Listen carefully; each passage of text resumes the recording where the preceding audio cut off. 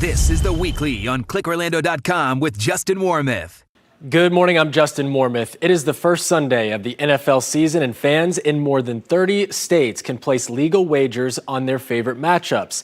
That's not the case in Florida, though, as the deal between Governor DeSantis and the Seminole Tribe remains tied up in federal court. This morning, gaming attorney Daniel Wallach is here to break down where the case stands and why it could be years until Floridians are able to place a bet.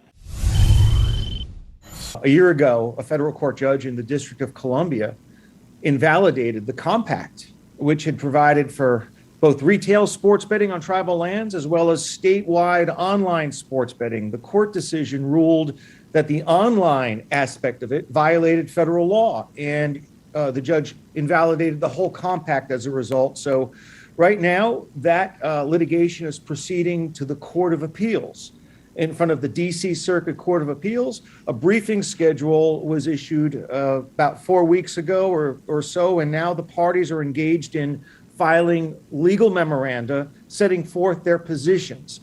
It will likely take place in an oral argument in early 2023. I wouldn't expect a decision from the appeals court until late spring 2023, and then that decision will likely be appealed further to either the U.S. Supreme Court or to have the full appellate court hear it in an en banc capacity. I mean, bottom line, no matter how the ruling comes out, I think we're in the midst of the first of several appellate reviews going on right now, and I don't envision this terminating at any point prior to 2024. So even in the judicial litigation pathway, the earliest we'll have online sports betting is 2024, and I think it's unlikely that the result is going to change at the court level.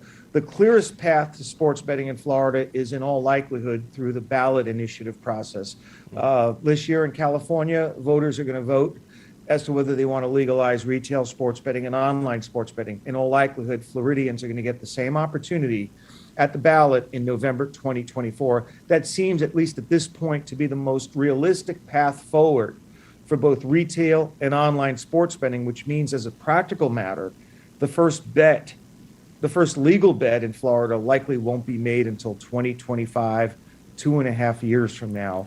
But that's really a byproduct of the states and the Seminoles' decision to try to move forward with a monopoly and cut out all of the other stakeholders. There was a way forward for sports betting to be brought legally to the state of Florida as early as 2021. And the tribe and the state opted to pursue a monopoly, and that's why we're going to be waiting 2+ years at least for the courts to sort that out, and then for the next opportunity to take place when voters decide the issue. I'm curious if, when this deal was first announced and then ratified by the legislature, is this something that you predicted when you saw the compact and what was ultimately agreed upon? Yeah, it was so obvious from the outset that this compact violated federal law. This federal law is called the Indian Gaming Regulatory Act, and it governs the conduct of gaming on Indian lands and nowhere else. The case law and the statutory language is so clear that all that can be included in a compact is gambling, which literally physically takes place at the reservation.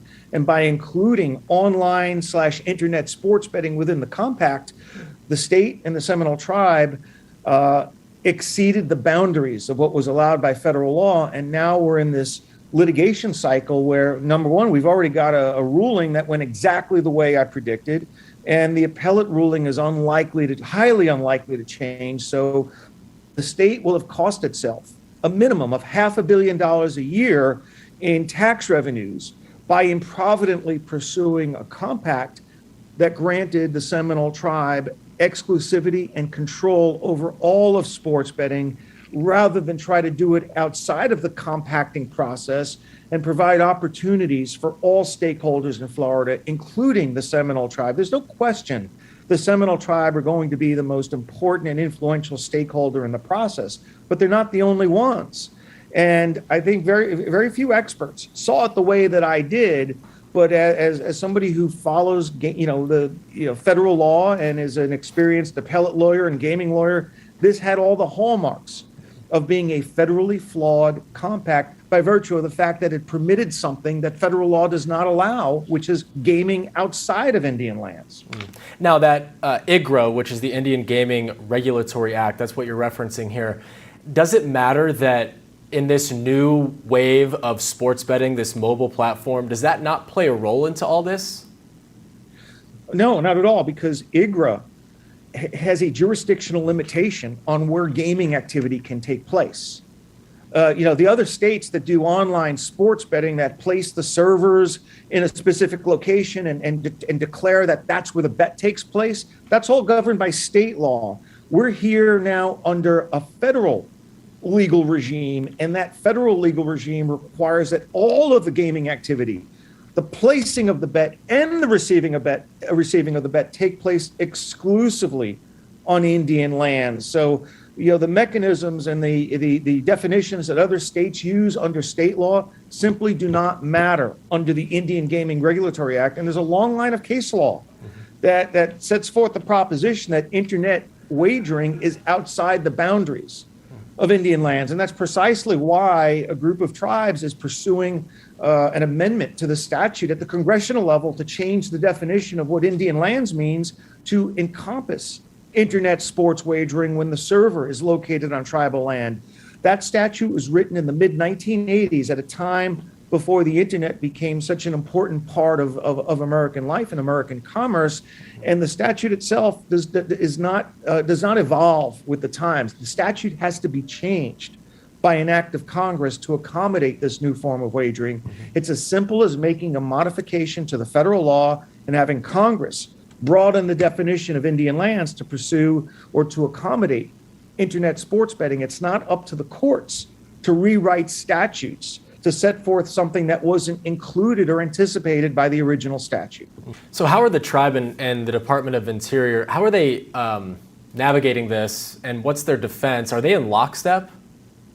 Of course, they have to be not completely in lockstep, but they come up with a new argument. Their argument is that the compact never authorized online sports betting. The compact only authorized in-person sports betting, and it's state law which authorized online sports betting. And if the plaintiffs, meaning if West Flagler wants to challenge this, they're going to have to go to state court instead of federal court. And that to the extent that there's any mention of online sports betting in the compact, it's simply an additional topic that falls under one of the catch-all provisions that allow the state and the tribe to negotiate the shifting of jurisdiction between tribal and state governments, which is a specious argument, because if you read the compact, it uses the words authorized with respect to the mentioning of online sports betting. And in all of the public statements extolling the virtues of the compact, Governor DeSantis, the Seminole Tribe of Florida, the Interior Department, have all characterized online sports betting as activity that's quote unquote authorized by the compact. So their own words undercut their current argument on appeal. And this notion that declaring bets made outside of tribal lands being made on tribal land through the fiction of the server, that's not an allocation of jurisdiction. Allocation of jurisdiction, which is what they're talking about in their appellate briefs, refers to having state jurisdiction over lawsuits filed by patrons that have some grievance for what takes place on Indian land. So if you slip and fall on an Indian territory, or you have a disagreement over whether a bet made on Indian land should have been decided in your favor, the state and the tribes can negotiate over jurisdiction to adjudicate civil, regulatory, and criminal claims made with respect to activities on Indian land. It isn't a mechanism to allow the state and the tribe to expand the boundaries of Indian land to include the entire state of Florida for purposes of online sports betting. And with sports betting now legal in 30 states, what are the chances it eventually will be legalized at the federal level? Coming up, Wallach will weigh in on the roadblocks that would prevent that from happening. Stay with us. This is The Weekly on ClickOrlando.com with Justin Warmoth. Welcome back. In a surprise move last year, Governor DeSantis signed a sweeping gambling deal with the Seminole Tribe. The 30-year agreement essentially gave the tribe control of Florida's gambling kingdom, But only a month after launching the Hard Rock sports betting app, a judge found the compact violated federal law. Gaming attorney Daniel Wallach is back now with his take on the situation. Well, I mean, what was surprising is that the Hard Rock continued to accept wagers on its app after a federal court declared that those wagers were illegal under federal law, which really placed the Seminole Tribe in a position of vulnerability with respect to, federal law. I mean, you can't imagine a regulated betting company operating in flagrant defiance of federal law. That's unprecedented in the annals of online gaming in the United States. It's never happened before until now. But what was really surprising to me was that the state of Florida was so spooked by the prospect of litigation over Amendment 3 that they ended up authorizing sports betting in a way that was even more illegal than authorizing it on non-tribal land. And I've always been of the view that the Florida constitutional provision that bans the non-voter approved authorization of casino gambling doesn't even apply to sports betting. I've always taken the position, and I've written many articles on this and analyses, that casino gambling, as it's defined in the Constitution of Florida, does not include sports betting. It only includes the types of games typically found in casinos: games of chance, slot machines, roulette, craps. If you read that constitutional amendment closely, it's not intended to encompass activities that occur largely outside the four walls of the casino. So I think if the state had wanted to legalize online sports betting or even retail sports betting outside of tribal lands, it was on really sound legal footing with respect to Amendment 3. But Governor DeSantis and his legal team were of the view that any type of sports betting outside of the compact would violate Amendment 3. So they made that determination at the executive branch level that to do it any other way than through a compact would violate state law. The problem is that by trying to shoehorn online sports betting through a federally regulated and federally authorized compact, they were taking what was a possible violation of state law and transforming it into an almost definite violation of federal law. And it's incomprehensible to me that the state would make that calculation and not only do that, but grant a monopoly to a single stakeholder in the state of Florida when there is a tradition of horse racing and pari-mutuel wagering activities that have existed in Florida for more than a half a century.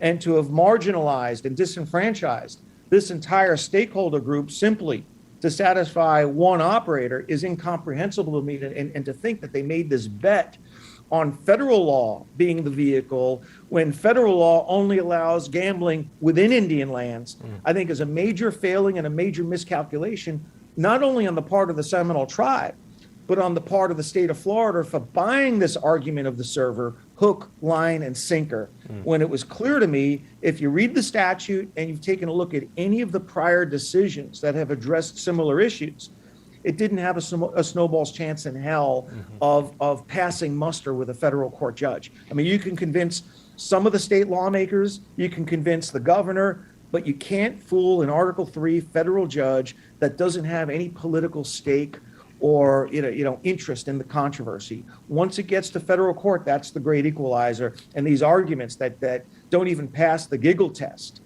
fall short when they reach a neutral, independent federal judiciary. Sports betting really has never been more popular than it is right now. A number of states following the 2018 Supreme Court ruling making this legal. Is there a point that you see this becoming legal federally, or are there too many roadblocks that would prevent that from happening? Well, I mean, there's an argument for having a federal uniform regulatory framework around sports betting, certainly over the issues of bet monitoring and having a sort of a national clearinghouse where all bets and wagers made across different states are analyzed by one agency. That would provide a vital service in aid of sports betting regulation. But now that we have so many states that have passed laws and have authorized it under their own state system, it's going to be very difficult to find senators U.S. senators in each of those states that would seek to remove their own state's autonomy over sports betting by voting in favor of a federal regulatory framework that would divest state governments of some amount of control and autonomy. It would be political, it would be political suicide, really, to do anything to disrupt the significant revenue stream that those states are currently enjoying. So as more and more states pass sports betting legislation, it becomes infinitely more difficult to conceive of a federal regulatory framework. The only thing that could ever bring it about, I think, would be a significant scandal, match fixing, inside information, something that exposed weaknesses and vulnerabilities in the current state by state silo approach, where each state has its own regulatory mechanism and they don't really cooperate or share with other state governments. I think if you would imagine the U.S. financial markets being split among 50 different states, that would be just incomprehensible.